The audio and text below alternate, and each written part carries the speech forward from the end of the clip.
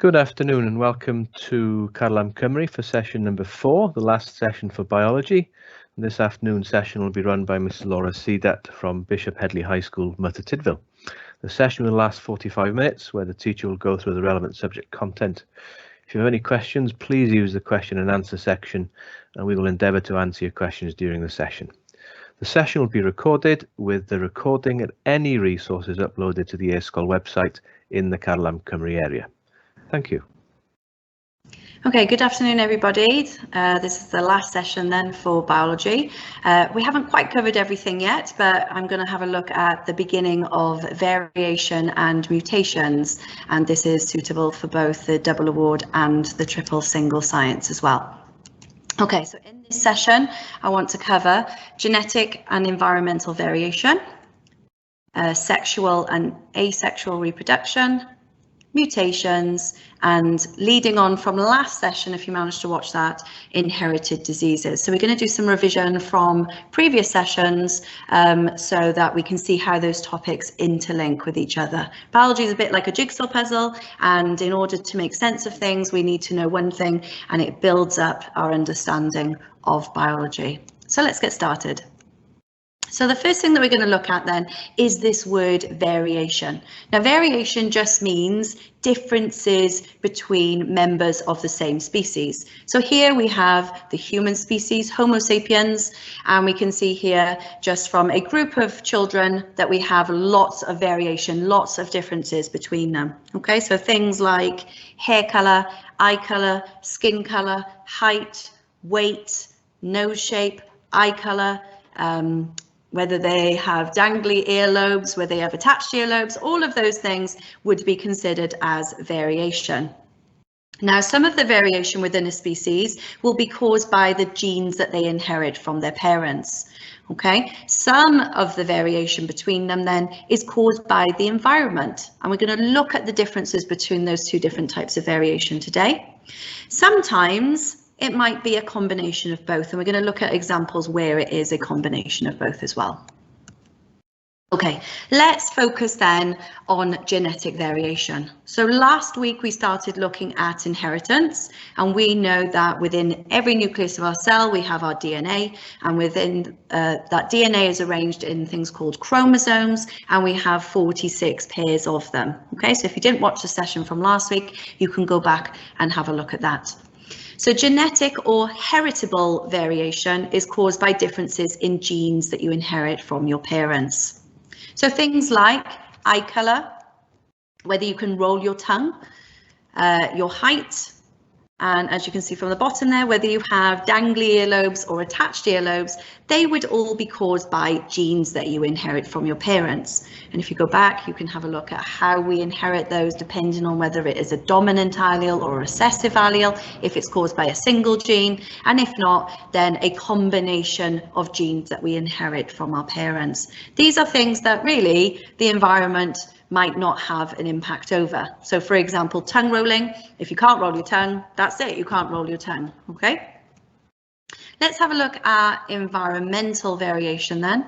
So these are particular characteristics of either animal or plant species. And remember, I might use some examples here today from the human species, but they could easily use in your GCSE examples from the plant species as well. And a lot of the past paper questions that we're going to look at maybe in March, they would focus on plant species because it's easier to measure, it's easier to determine the variation between a plant species. Now they might be affected by such things like climate, okay, diet if we were animals or humans, accidents such as scars, our culture, lifestyle, so things like an accent, so whether we are from Australia and we have an Australian accent, or we're from Wales and we have a Welsh accent, then these are things that cause environmental variation. So for example, if you were to eat too much food, then you would gain weight, and if you eat too little food, you will lose weight. So we can talk about weight being something that is caused by the environment. It's an environmental variation. In the picture, you can see identical twins. Okay, so we can see that they're identical. They have lots of similarities between them. Physically, they look almost identical. Okay, genetically they would be identical because they've come from the same sperm and egg, but we can see that there are slight differences between them. Okay, you can see that one twin is slightly taller than the other, and that could be that his diet was better, and as a result he got more nutrition when he was younger, and therefore he was able to grow to his full potential height rather than the other twin. Okay, so we've got to think about that there are some examples where we can talk about genetic variation, so things that are caused by only our genes, such as, for example, their smiles or their colour hair. Or we can talk about the environment. So something like height could be both. It could be both genetic variation or environmental variation. Okay, so how do we measure variation? The first example that we're going to look at then is a continuous variation. Now, something like how tall are you? Okay, that would be considered as continuous variation. We could take the smallest person in the world and we could take the tallest person of the world, and there would be a continuum of heights along that series of possible answers. Okay, so we can see that continuous variation means that there is a number of possibilities that there could be between a range. So continuous variation where a whole range of answers are possible. Now we would show continuous variation in a graph like this. Okay, this is what we call a bell-shaped curve. And what it means is, as we can see in the center here, so if I show you with my highlighter, this bit here, this is where this would be an average height. So if this was, for example, women, we could say that women, most women are between 150 and 154 centimeters. That would be the average height for a woman. Now we've also got women that are taller than the norm. Okay, and we can see as we move further away from the norm, the number of people in each category get less and less and less. So when we get to the tallest, then we only have a small number of the population in that category. And we can go the other way as well. We can go individuals that are shorter than the norm. Okay, and as we move further away from the norm, we can see that there are less and less people in those categories. Okay, so there would be less people that were, less women that were 130 to 134 centimeters in height rather than 145 to 149. And it creates this bell-shaped curve. This is a traditional type of graph that we would get for continuous variation. Okay, and that's because if you've studied this in maths, we have a normal distribution. Okay, this would show you a normal distribution, and this is an example of continuous variation. Discontinuous variation then, for something like, can you roll your tongue? Obviously you either can roll your tongue or you can't roll your tongue. Okay, there's no middle ground. Okay, the answer is either yes or no. What colour eyes do you have? Okay, you could have brown, you could have blue, you could have green, you could have hazel, maybe grey, but apart from that, there would be no others. Okay, so there are very distinct groups in discontinuous variation. Okay, so we have particular categories, and depending on what the variation is, those categories might be small or they might be a little larger. Okay, so these are two examples of discontinuous variation. We wouldn't show discontinuous variation as a line graph or a bell curve because we've only got a certain number of categories. Okay, and because we've only got a certain number of categories, that means we would use this style, which is a bar chart. Okay, this shows discontinuous variation. So something like blood group. Okay, there are 4 blood groups, A, B, AB, or O. And there are no in-betweens, okay? There are no intermediate values. That means that every single person in the human population will belong to one of those 4 categories, okay? So because of that, we would show it as a bar chart. There would be no normal distribution in this example because we're not talking about a range of results. Okay, so now we're going to start thinking about what causes genetic variation. And this is where this session links very nicely to last session and the session before that, so session 2, when we looked at cell division. And we're going to look at what causes genetic variation. Now we know that children usually look like their mother and father, kind of a combination. People might say you have your mother's eyes, but your father's nose. Okay, they're not identical to either one of them, but have a think, why is this? Why is it that we don't look exactly like our mother or exactly like our father?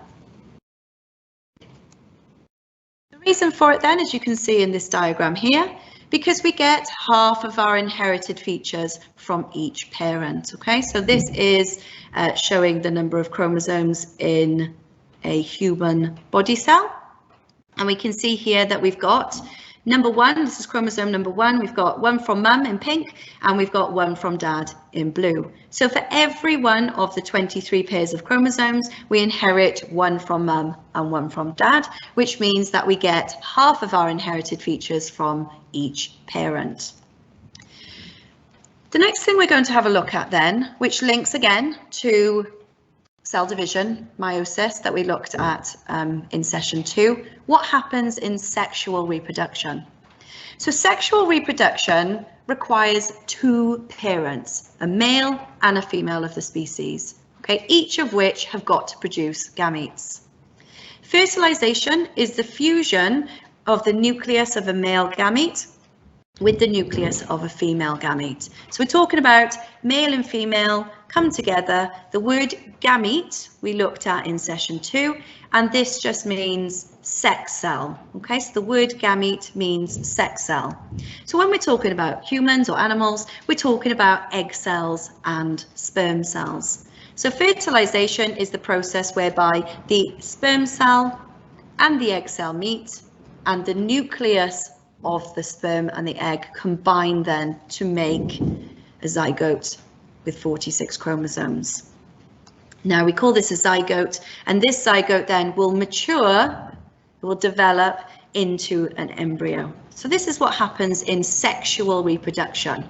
So in sexual reproduction, we have 2 parents. We need a male and female, and we are talking about the fusion, so coming together, of a male gamete and a female gamete, and the gametes are just sex cells. Okay, so in this example here, we're talking about an egg and a sperm. So this is just an overview of what we've just discussed so far, and knowing this diagram, having an awareness of it, will really help you not only in this topic about sexual reproduction, but also in topic 2, where you look at cell division. Okay, so they might ask you in the exam, why is it important that the gametes, male and female, have half the number of chromosomes, so they are haploid? Because when they come together in fertilization, we need to have the correct number of chromosomes that we have in our body cells. So this is where all of these topics start linking in together. Okay, so we've looked at sexual reproduction. So now let's look at asexual reproduction. Okay, so you may be asked in the exam to compare those 2 different types. So you'd need to be able to recall the differences between sexual and asexual. So the biggest difference that we've got then is that in asexual reproduction, we only need 1 parent. Sexual reproduction is 2 parents, asexual reproduction, only 1 parent is needed. In this example, there is no fusion of gametes. Okay, so we're not talking about egg and sperm coming together now, because we've only got 1 parent. So we've got no mixture of genetic material. We're not saying half the genes, half the chromosomes come from mum and half from dad. In asexual reproduction, we're actually making a clone of the parent cell. Okay, so this is an example of asexual reproduction in bacteria. So this is what we would call binary fission. And what we can see then is we've got a parent cell, okay, and that parent cell then just divides into 2 new daughter cells. Okay, so this is an example of mitosis. So this is an example of mitosis because we've got 1 parent cell dividing into 2 daughter cells. Now, like mitosis, we're creating clones. And what that means then is the daughter cells or the new cells are genetically identical to the parent. A clone means that it has the exact same genes as the parent cell. So in asexual reproduction, we need 1 parent. In sexual, we've got 2. Some examples of asexual reproduction then. Bacteria that we've just looked at. Strawberries, okay, so strawberries create these things called runners. And what will happen is strawberry plants can asexually and sexually reproduce, but this is the bit here where we've got asexual reproduction. So what's happening then is new cells are being developed by mitosis. That creates the runner, and then a new clone plant can develop then as part of the parent plant. And this would be genetically identical to the parent plant. Potato tubers, exactly the same. So we've got potato, we're not talking about sexual reproduction, this is asexual reproduction. So we're having a new cloned plant growing from the parent plant. Okay, so because they are growing from the original, they are genetically identical to the parent plant. So I've put together some quick questions for you to have a little look at. So we can go through each of these. So the first question is, what is variation? So in a foundation paper, they may give you multiple choice. Okay, sometimes multiple choice helps because it allows you to think about the misconceptions. Okay, so answers that students may give or misconceptions they may have, okay, and being able to spot the correct answer from that. So what is variation? Is it differences between types of animals, the differences between different species, or the differences between members of the same species? Okay, well, it's to do with the same species, okay? Obviously, different species look different, so there's going to be variation between different species, but we're talking about differences between members of the same species. Which of these is an example of a heritable or genetic variation? Tattoos, eye colour, or piercings? It would be eye colour. That's what we would inherit from our parents. Which of these is due to an environmental variation? Hair colour, maybe I should have said natural hair colour, skin colour, or scars? It's going to be scars, okay? So hair colour is something that obviously could be environmental because you could dye your hair. What term can be used to describe the offspring of sexual reproduction? They are varied, okay, meaning that they are genetically different. What is the name of the process that describes the female and male gametes joining together? That's fertilization. And what term can be used to describe the offspring produced by asexual reproduction? That's clones. Okay, so when you get a chance, go back, have a look at those quick questions, pause the video before the answers come in, and then you can have a go at them again to practice your knowledge. Okay, there are some more that you can practice at home, okay, when you watch this video back. Okay, so let's start looking at now what causes these genetic variations. So the first thing that you need to know is the definition of a mutation. Okay, so mutations happen in our DNA. They are changes in a particular gene or chromosome, specifically to the order of bases in our DNA. So if you come to our session 3, yes, last session, we did structure of DNA. And if we have changes to the structure of our DNA, if the base order changes, then this is called a mutation. Now, if it happens in our genetic material, then it sometimes can be inherited by our offspring. Most mutations occur at random. And because our DNA is always, every time we need to make new cells, it's always replicating, then mutations can actually happen quite often. Most mutations have no effect on the organism at all. Okay, so mutations are happening all the time in our cells and they are having no impact. But sometimes they can lead to a new phenotype. Now, phenotype is the physical characteristic of that organism. Sometimes those changes to a phenotype can be beneficial, so they can help that species survive. Or they can be harmful, and this is what we're going to focus on this session, is what happens when those new phenotypes are actually diseases. So a mutated gene, as we can see here, here is DNA, Remember, we looked at DNA in session 3. We know that it's a double helix. It's made of this sugar phosphate backbone with base pairs, complementary base pairs in between. Now here we've got a mutated gene because the base pair has changed. And if we get a change in the base pair, it can give rise to a different protein, and that could give rise to a harmful or beneficial phenotype. In March, we'll start looking at natural selection, and you will have already looked at maybe the peppered moth and how those differences, that variation caused by the mutation, has caused one of those moths to become more prominent than the other. So let's have a little look at what causes mutations. So as I said, mutations can be spontaneous. They happen all of the time because our DNA is replicating. Or it can happen because of the following. Either, number one, ionizing radiation. So if you got a chance to look at waves last year, you will know that part of the electromagnetic spectrum is what we call ionizing radiation. So the three that you need to know are ultraviolet rays, X-rays and gamma rays, with gamma rays being the most ionizing out of those three types. Other chemicals called mutagens, such as tar from cigarette smoke, they also can cause mutations to happen. Now, the greater the dose or exposure to ionizing radiation, the greater the chance of mutation. So if we sunbathe without protection, if we expose ourselves to ultraviolet rays, then there is a higher chance that we can have mutations in our DNA, and these can lead to cells becoming cancerous. Okay, so another little task for you to have a go at. So I'll go through it quickly. Differences between individuals of a species is known as what? Variation can be caused by genes, the something, or a combination of both.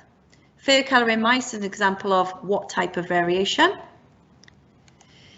A something is a change to a gene.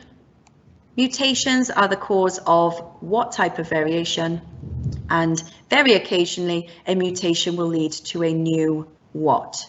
Okay, so at this point then, if you're watching the video back, you would pause the video, and then I'm going to go over the answers. So first word is variation, so differences between individuals. Variation can be caused by genes, the environment, or a combination of both. Fur colour in mice is an example of genetic variation. A mutation is a change to a gene. Mutations are the cause of genetic variation, and then very occasionally a mutation will lead to a new phenotype. Okay, so again, you can have a go at that task when you watch the video back.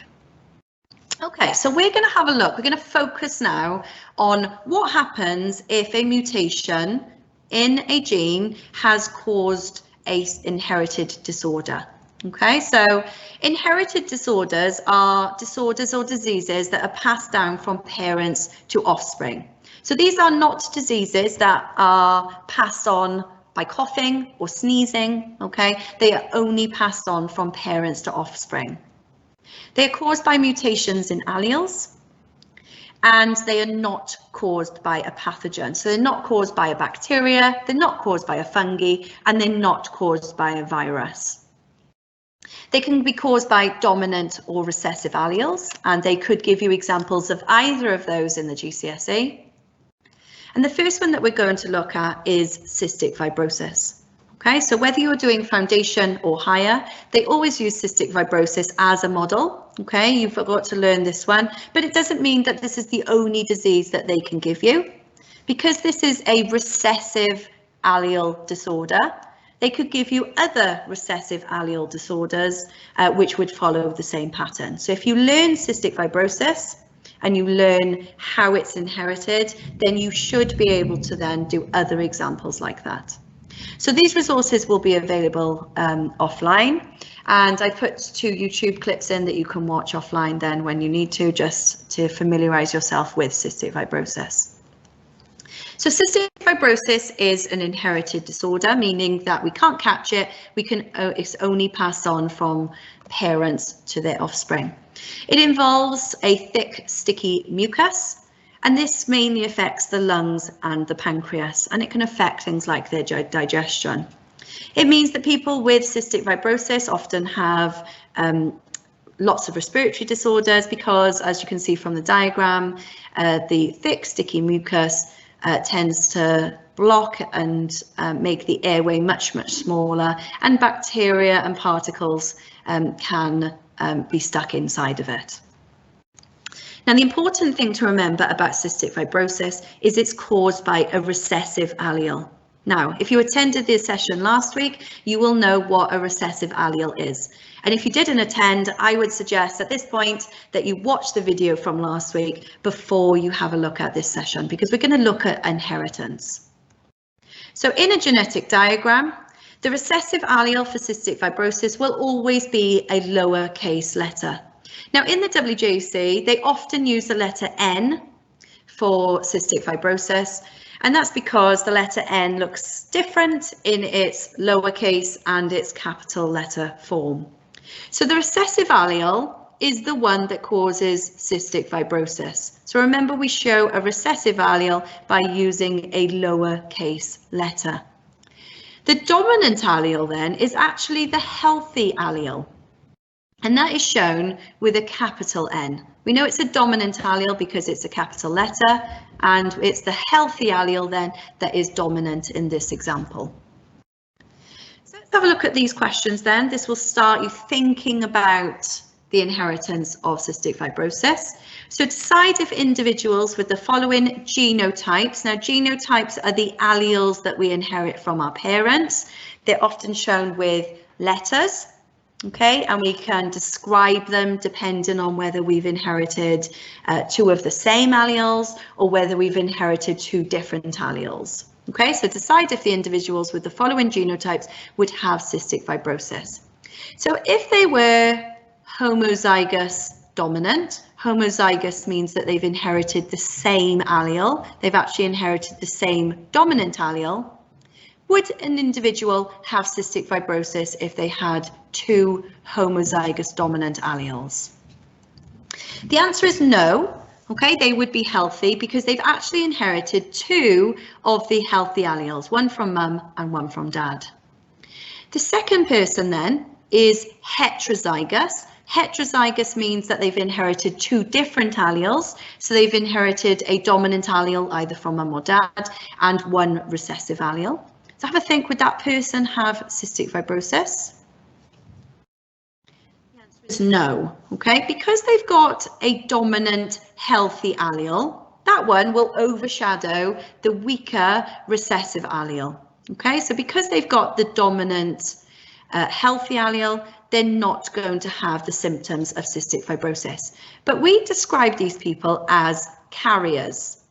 Now, a carrier means that that person does not have any of the symptoms. They do not have cystic fibrosis themselves, but they may be able to pass on that recessive allele to their offspring. Okay, so we call them a carrier because they carry the recessive allele to the next generation. So the last one then is homozygous recessive, meaning that they've inherited two recessive alleles, one from mum and one from dad, and it's this person that would suffer from CF, cystic fibrosis. Okay, so this person, they have to inherit two copies of the recessive allele in order to have the recessive phenotype. Okay, and in this case, we're talking about cystic fibrosis. So this is where students get confused. Students want to say that anyone with a capital letter has the disease.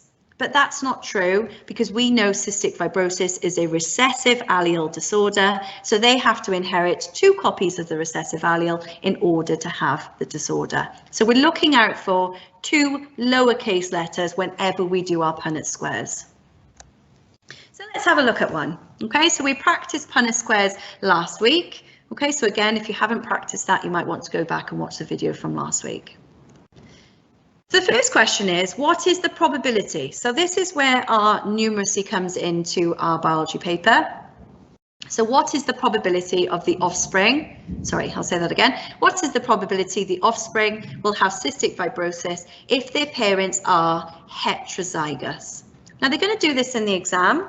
they're going to use the key terms, and obviously if you don't know what the word heterozygous means, then you're going to struggle to be able to answer the question. So learning your keywords from last week is going to be really important and a good starting point for this topic. So heterozygous means that they have different alleles. Both parents have got one dominant and one recessive allele. So using the letter N again, let's think about what the genotypes of the parents will be. So, okay, so I've got some questions for you to work through. So we've got genotypes. Remember, genotypes are the letters, okay? They are the actual alleles that they've inherited. So because they're heterozygous, both mum and dad are going to have one dominant allele and one recessive allele, okay? So big N, small n, uppercase N, lowercase n. Okay, so we can put that now in our Punnett square. Okay, the phenotypes then are the actual physical visible characteristics. So because they have the dominant healthy gene, but also they have the recessive cystic fibrosis gene, it means that they are both carriers. Okay, so they are both carriers, but they both do not have cystic fibrosis themselves. So like last time then, what we are going to do is we're talking about the father's sperm and the mother's eggs. So father's sperm can either have the dominant allele, healthy, or the recessive cystic fibrosis allele. And same with mother's eggs, they can either have the dominant healthy allele or they can have the cystic fibrosis recessive allele. Okay, so what we're saying then is father's sperm meets mother's egg. Okay, so the first offspring then would have a potential of 2 dominant alleles, so this would be a healthy individual. Then we've got capital N, lowercase n, so heterozygous, and we've got 2 of those. So this is 50% chance that they could have a child who is also a carrier like them. And then we've got this individual here that would have cystic fibrosis. So the percentage of offspring with cystic fibrosis then would be 25%, okay, because it's this individual that I've coloured in yellow that would have cystic fibrosis. Remember, they have to have 2 recessive alleles in order to have cystic fibrosis. Now you may be asked to give a ratio, okay, this is again where the maths will come into this paper, and in this example then they may say what is the ratio of healthy individuals to children who would suffer from cystic fibrosis, and this is a 3:1 ratio. Dominant being healthy, recessive being has cystic fibrosis. Okay, so we learn our Punnett squares, we learn the ideas about recessive disorders, and then we put those 2 things together to be able to answer questions. So let's do a different example then. So this time we're talking about mother is homozygous without cystic fibrosis, and father is homozygous with cystic fibrosis. Okay, so this is a family then where mother doesn't have it and she's got 2 dominant alleles, and father does have it and he would have 2 recessive alleles, homozygous, meaning they've inherited the same alleles. So the genotypes of the parents then, mother would have 2 dominant healthy alleles, so capital N, capital N. Father would have 2 recessive alleles, lowercase n, lowercase n. The phenotypes then, the father has CF, so he has cystic fibrosis, whereas the mother does not. Okay, so then we put those in the Punnett square.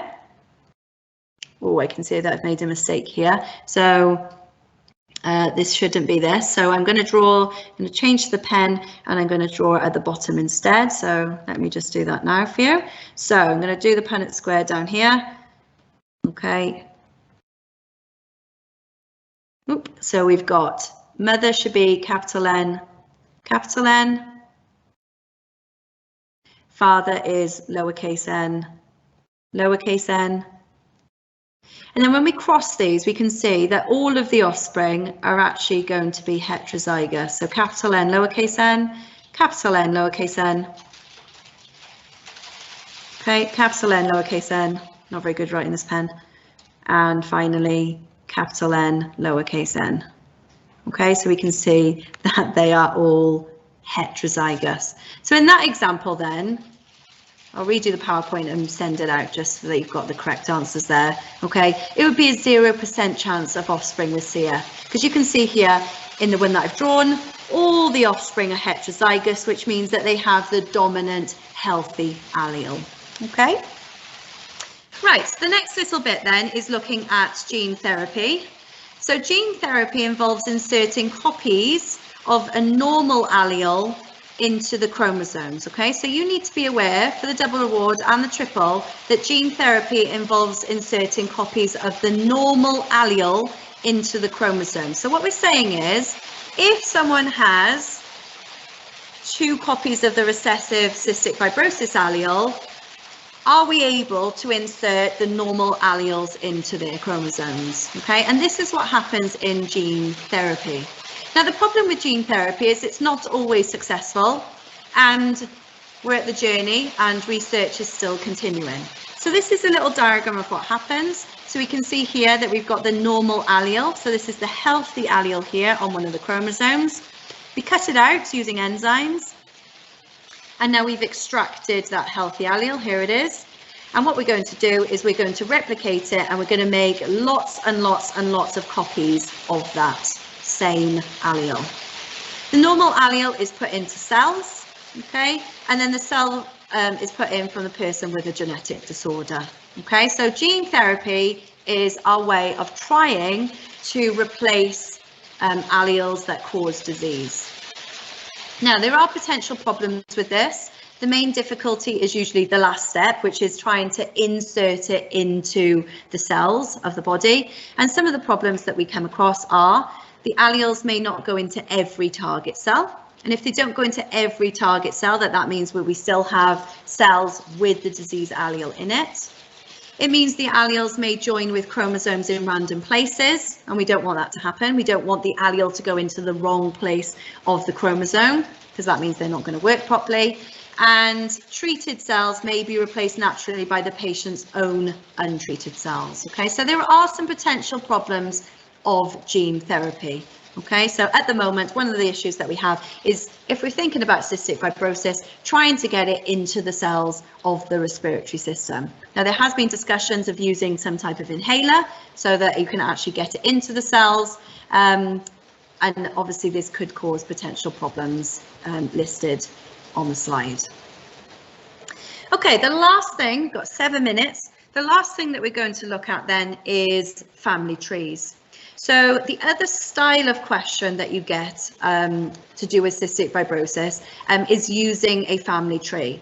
Now, these are no more difficult than the Punnett square questions, but I think that it's important that you have practice of how to use them, that you've shown how to use the scale, the key, sorry, and that you are able to annotate it. Okay, so these are the big things that we have. So I'm going to show you an example of one to do with cystic fibrosis. We know cystic fibrosis is a recessive condition, okay? And we're going to start off nice and easy then with who is a male with the condition, A, B, C, D, or E. Okay, so who is a male with the condition? So we can see here that males are squares, females are circles. If it's shaded in, it means that they are affected by this disorder, so it would be E, okay? E would be the person who was male with the condition. Okay, let's do the next one then. Who is a female with the condition? So this time we are looking for a circle, because females are circle, and we're looking for a coloured in one because we want someone who is affected with the disorder. So we can see here that we are looking at A. A is a coloured in circle, so A would be a person who has cystic fibrosis. What about a female without the condition then? Okay, so we know females are circles, but the unaffected, if they do not have the condition, then they're going to be not coloured in, so it would be D. Okay, so then the questions, once you've made sense of the actual family tree itself, the questions then are a little harder, and you have to think a little bit more about what the family tree is showing you. So the first one is, whose genotype is lowercase n. So who is homozygous recessive? Who has cystic fibrosis? Remember, lowercase n is someone who has cystic fibrosis. So we are looking for someone who is shaded in. Okay, so we could say that A has the disorder, so they must be lowercase n, and so is E. Okay, so both of those would have the disorder, so therefore they would have inherited 2 recessive alleles. What about whose genotype is uppercase, so capital N, lowercase n, so this is heterozygous, so this is someone that has the healthy allele and the cystic fibrosis allele. So in terms of the family tree, we are looking for someone that is unaffected. Okay, that's our biggest thing. So we're looking for someone who is not shaded in, because this is someone who does not have cystic fibrosis. They are what we call a carrier. But it's hard then to think, how am I going to know if B, for example, is homozygous dominant? So how do I know if they're capital N, or if they're heterozygous, capital N, lowercase n? And this is where we have to start thinking about inheritance. And I encourage my students to draw little Punnett squares on the side to then practice to see if it would be heterozygous, like this example here, or whether they would be homozygous. So we can see persons C and D, they both do not have the disorder.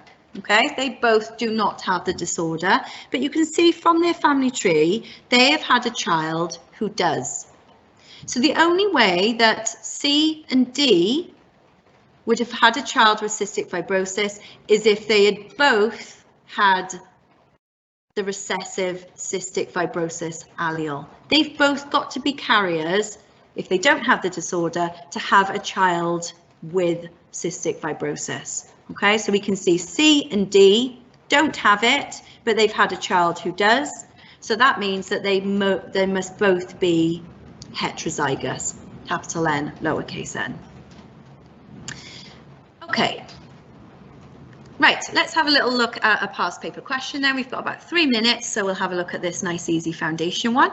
So this question is about disease cystic fibrosis. Complete the following sentences by underlining the correct word or words for each. So question 1, cystic fibrosis affects what? Blood vessels, bronchioles or nerves? So I'm hoping that in year 10 you learned about the respiratory system. You know that cystic fibrosis is to do with the lungs. So therefore you will recognise that bronchioles is part of the respiratory system. So therefore bronchioles would be the answer for that question. Question 2, one symptom of cystic fibrosis is increased body temperature, production of thick mucus or raised blood pressure. So we know it's to do with mucus, so it's the middle answer there. Gene therapy for cystic fibrosis uses an inhaler, an injection or a powder taken in a drink. So it's good to think about that disease. Okay, this is a disease of the lungs, so it makes sense to use, oh sorry, I've written on it now, an inhaler, okay, to get those alleles, the healthy alleles, into the cells that we're trying to target. Then we've got a little family tree. Okay, so this family tree then is showing a male without cystic fibrosis, which is this one here, and a female with cystic fibrosis, which is this here. And we can see that they've had 3 children, Jim and 2 others. 2 others did not have cystic fibrosis, Jim does. So it says, use information in the family tree above and your own knowledge to choose the correct letter to complete the following statements. So Jim inherited cystic fibrosis, and then it's A, from only his father, B, only his mother, or C, from his father and his mother. Well, they both don't have it, which means that he must have inherited it off both, because they're both carriers, okay, meaning that they both gave him the recessive allele, one in the sperm and one in the egg cell. So it was from his father and his mother. Jim's parents are heterozygous for cystic fibrosis, homozygous dominant or homozygous recessive. So heterozygous means different, meaning that they've got one dominant and one recessive, so therefore it is heterozygous. Okay, these are resources will be available online. Okay, so there is more that you can have a go at. And that's it for today's session. I hope that you can join us in March when we're going to be doing some more sessions, and I look forward to speaking to you then. Okay, bye-bye.